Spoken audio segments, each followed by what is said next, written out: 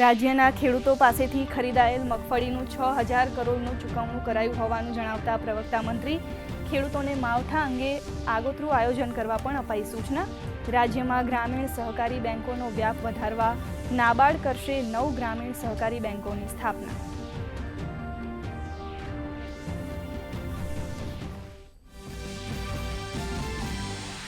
પ્રધાનમંત્રી નરેન્દ્ર મોદી નવા વર્ષે બનશે ગુજરાતના મહેમાન।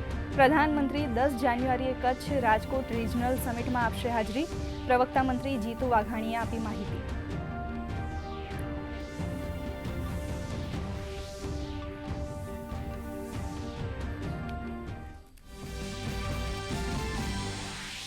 સુરત બનશે દેશનું પ્રથમ સ્લમ ફ્રી સિટી। મુખ્યમંત્રીની અધ્યક્ષતામાં મળેલ કેબિનેટ બેઠકમાં લેવાયો નિર્ણય। તો રાજ્યમાં લગ્ન નોંધણીના નિયમોમાં ફેરફાર મુદ્દે વિવિધ સમાજ દ્વારા થયેલી રજૂઆતો બાદ તમામ પાસાઓ ધ્યાને રાખી સરકાર લેશે આખરી નિર્ણય।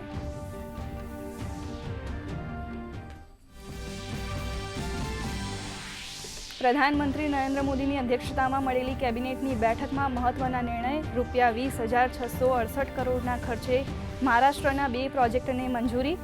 મુંબઈથી ચેન્નઈ કોરિડોરમાં નાસિકથી સોલાપુરના કોરિડોર 6 લેન કરવા સહમતિ।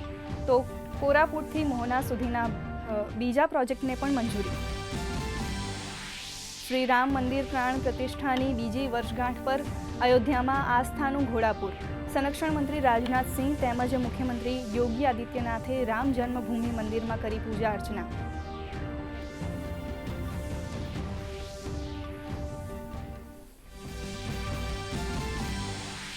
અમદાવાદમાં આવતીકાલથી ભારત એક ગાથા થીમ આધારિત ઇન્ટરનેશનલ ફ્લાવર શોનો થશે પ્રારંભ। 73,000 સ્ક્વેર મીટર વિસ્તારમાં 48થી વધુ પ્રકારના વિદેશી અને દેશી ફૂલ છોડનું પ્રદર્શન। 1 થી 22 જાન્યુઆરી સુધી ચાલશે ફ્લાવર શો।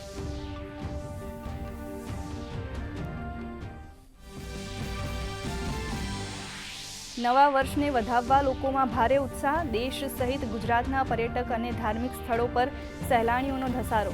અમદાવાદમાં 31 ડિસેમ્બરની ઉજવણીમાં નાગરિકોની સુરક્ષા વ્યવસ્થા જળવાઈ રહે તે માટે પોલીસની વિશેષ તૈયારીઓ।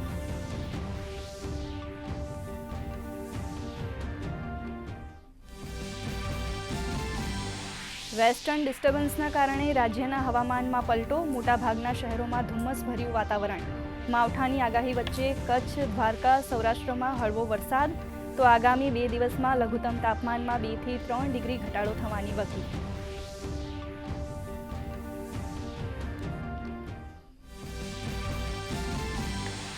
ભારતીય શેર માર્કેટમાં કેલેન્ડર વર્ષના છેલ્લા દિવસે તેજીનો ચમકારો।